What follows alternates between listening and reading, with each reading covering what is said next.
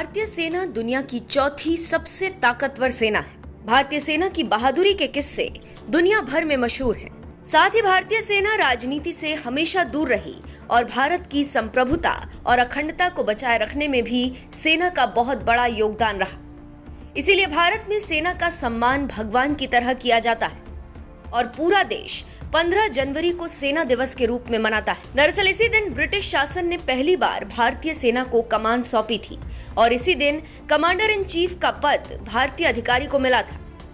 अब भारतीय सेना को नेतृत्व प्रदान करने की जब बात आती है तो के.एम. करियप्पा का नाम सबसे पहले लिया जाता है। भारतीय सेना के पहले कमांडर इन चीफ जिन्होंने पाकिस्तान को अपने बेटे के साथ बाकी युद्धबंदियों को छोड़ने पर मजबूर कर दिया था। क्या थी पूरी कहानी आगे आपको बताएंगे, लेकिन उससे पहले आपको बताते हैं कि कौन थे के.एम. करियप्पा। के.एम. करियप्पा का जन्म 28 जनवरी 1900 को कर्नाटक में हुआ था। के.एम. करियप्पा का पूरा नाम कोडांदेरा मदप्पा करियप्पा था। पहले विश्व युद्ध के दौरान वो ब्रिटिश सेना में प्रशिक्षण लेकर एक्टिव हुए थे। साल 1942 में वो कर्नल बने। 1986 में 86 साल की उम्र में उन्हें फील्ड मार्शल बनाया गया। साल 1947 में पाकिस्तान के साथ युद्ध में भी वो पश्चिमी कमान के चीफ रहे। 1953 में रिटायर होने के बाद भी वो सेना के सहयोग में तत्पर रहते थे। साल 1993 में 94 साल की उम्र में उनका निधन हुआ था। के.एम. करियप्पा का भारतीय सेना में सबसे बड़ा योगदान ये रहा कि उन्होंने भारतीय सेना को राजनीति से दूर रखा। शायद यही कारण है कि आज सेना के लिए देशवासियों के दिल में इतना सम्मान है, वरना पड़ोसी मुल्क पाकिस्तान के हालात से तो आप रूबरू होंगे। के.एम. करियप्पा ने सेना को राजनीति से दूर रखने के लिए आईएनए या आजाद हिंद फौज के सैनिकों को भारतीय सेना में लेने से इनकार कर दिया था। उनका कहना था कि अगर वो ऐसा करते हैं तो भारतीय सेना राजनीति से अछूती नहीं रह सकेगी।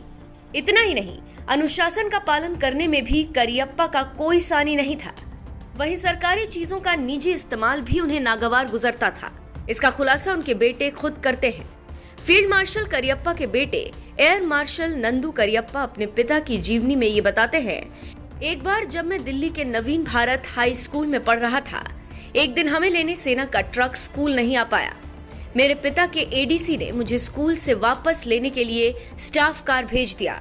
मैं बहुत खुश हो गया। कुछ दिन बाद जब मेरे पिता नाश्ता कर रहे थे तो इस घटना का जिक्र हुआ। ये सुनते ही मेरे पिता आग बबूला हो गए और उन्होंने अपने एडीसी को लताड़ते हुए कहा कि सरकारी कार का किसी भी हाल में निजी इस्तेमाल नहीं किया जाना चाहिए। उन्होंने फौरन उसका बिल बनवाया और एडीसी से कहा कि इसे उनके वेतन से काट लिया जाए। उसूलों के इतने पक्के थे के.एम. करियप्पा कि उन्होंने अपने बेटे को लेकर भी सख्त फैसला लिया था और पाकिस्तान को अपने बेटे के साथ बाकी युद्धबंदियों को छोड़ने पर मजबूर कर दिया था। के.एम. करियप्पा ने पाकिस्तान से कह दिया था कि उनके बेटे के साथ भी वैसा ही व्यवहार किया जाए जैसा कि बाकी युद्धबंदियों के साथ वो करता है। दरअसल 1965 में भारत पाकिस्तान के युद्ध के आखिरी दिन फील्ड मार्शल करियप्पा के बेटे squadron leader K C. Cariappa, A S. Sehgal और कुक्के सुरेश के साथ पाकिस्तानी ठिकानों पर हवाई बमबारी करने गए थे। इसके बाद पाकिस्तान ने एंटी एयरक्राफ्ट गन से विमान पर हमला कर दिया। स्क्वाड्रन लीडर करियप्पा हिम्मत नहीं हारे और वे दुश्मन के ठिकानों पर हमला करते रहे।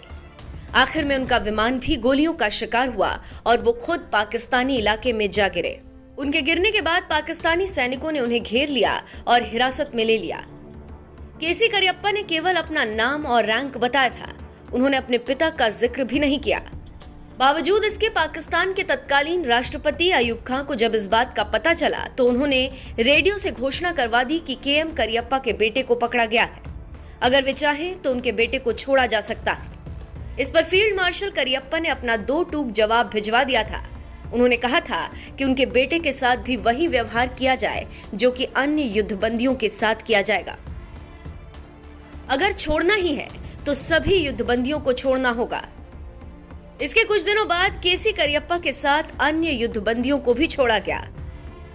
अब इस बारे में एयर मार्शल नंदू करियप्पा ये बताते हैं कि पाकिस्तान के राष्ट्रपति जनरल अयूब खान और मेरे पिता के बीच बहुत दोस्ती थी, क्योंकि 40 के दशक में अयूब उनके अंडर में काम कर चुके थे। मेरे पकड़े जाने के बाद रेडियो पाकिस्तान से खास तौर से ऐलान करवाया गया कि मैं सुरक्षित हूं और ठीक ठाक हूं। 1 घंटे के अंदर दिल्ली में पाकिस्तान के उच्चायुक्त ने मेरे पिता से टेलीफोन पर बात की और कहा अयूब खान ने उन्हें संदेश भिजवाया है कि अगर आप चाहें तो वो आपके बेटे को तुरंत भारत वापस भेज सकते हैं। तब मेरे पिता ने जवाब दिया था, सभी भारतीय युद्धबंदी मेरे बेटे हैं, आप मेरे बेटे को उनके साथ ही छोड़िए। यही नहीं, जब मैं रावलपिंडी की जेल में बंद था, बेगम अयूब मुझसे मिलने आई। मेरे लिए स्टेट एक्सप्रेस सिगरेट का एक कार्टन और पीजी वुडहाउस का एक उपन्यास लेकर आई। केएम करियप्पा की वजह से ही लेह आज भारत का हिस्सा है।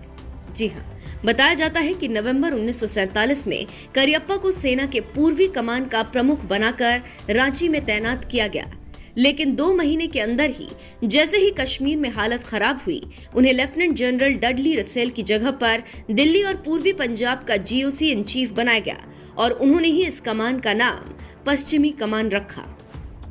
उन्होंने तुरंत कुलवंत सिंह के स्थान पर जनरल थिमैया को जम्मू कश्मीर फोर्स का प्रमुख नियुक्त किया।